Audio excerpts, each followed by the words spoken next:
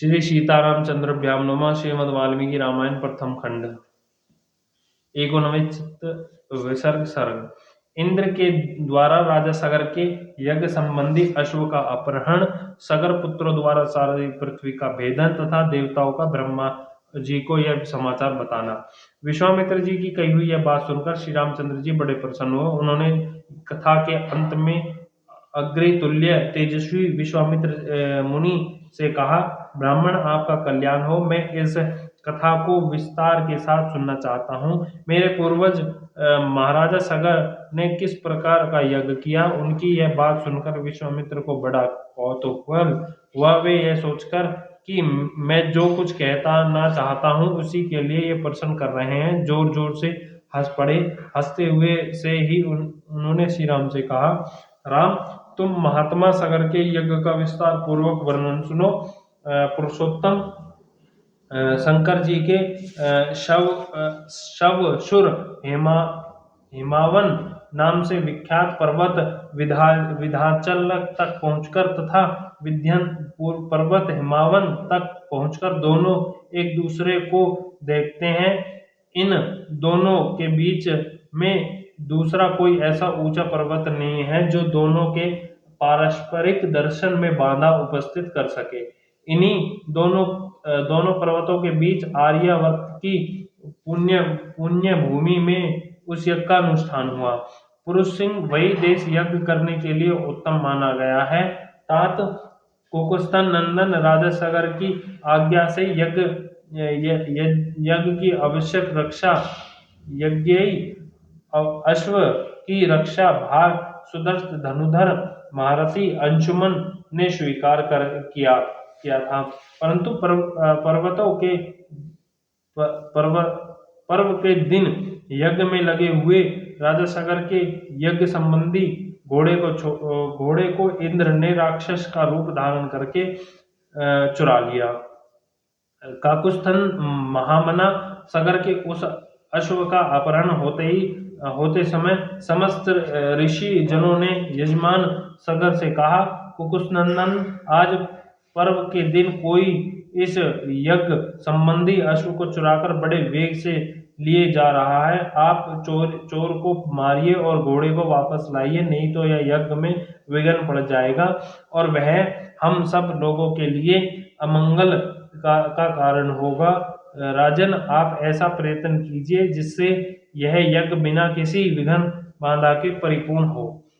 उस यज्ञ सभा में बैठे हुए राजा सगर ने उपाध्यायों की बात सुनकर अपने 60,000 पुत्रों से कहा, पुरुषवर पुत्रों, यह महान यज्ञ वेद मंत्रों से पवित्र अंत करण वाले महाभाग महात्माओं द्वारा संपादित हो रहा था। अतः यहाँ राक्षसों की पहुंच हो ऐसा मुझे नहीं दिखाई देता। अतः यह अवश्य अश्व चुराने वाला कोई देव कोटि का पुरुष होगा।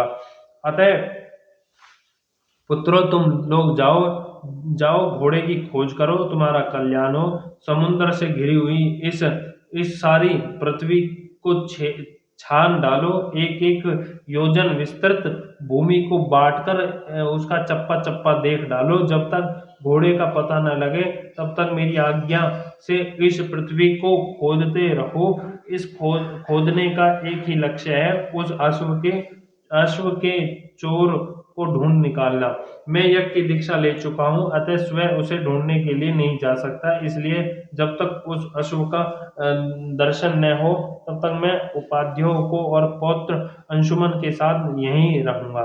श्री राम पिता के आदेश रूपी बंधन में बंधकर वे सभी महाबली राजकुमार मन ही मन हर्ष का अनुभव करते हुए भूतल विचरने लगे।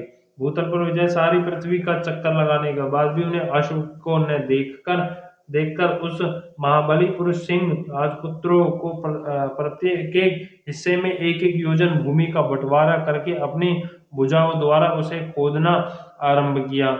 उनकी उन भुजाओं का स्पर्श वज्र के समर की भांति दुस्सह था। रघुनंदन, उस समय वज्र तुल्य शूलों और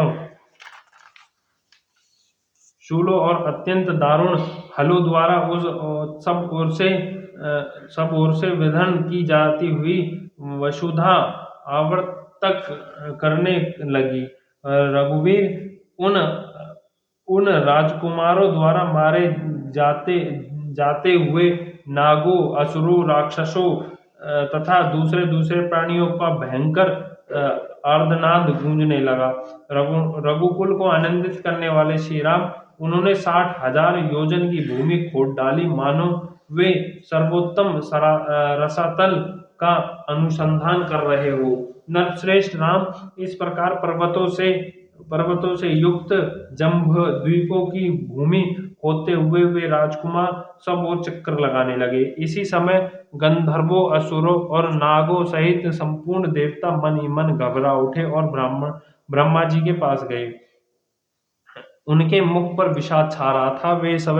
वे भय से अत्यंत सत्रस्त हो गए थे। वे उन्होंने महात्मा ब्रह्मा जी को प्रसन्न करने के लिए इस प्रकार कहा, भगवान, सगर के पुत्र इस सारी पृथ्वी को खोद डालते हैं और बहुत से महात्माओं तथा जलचरीय जीवों का वध कर रहे हैं।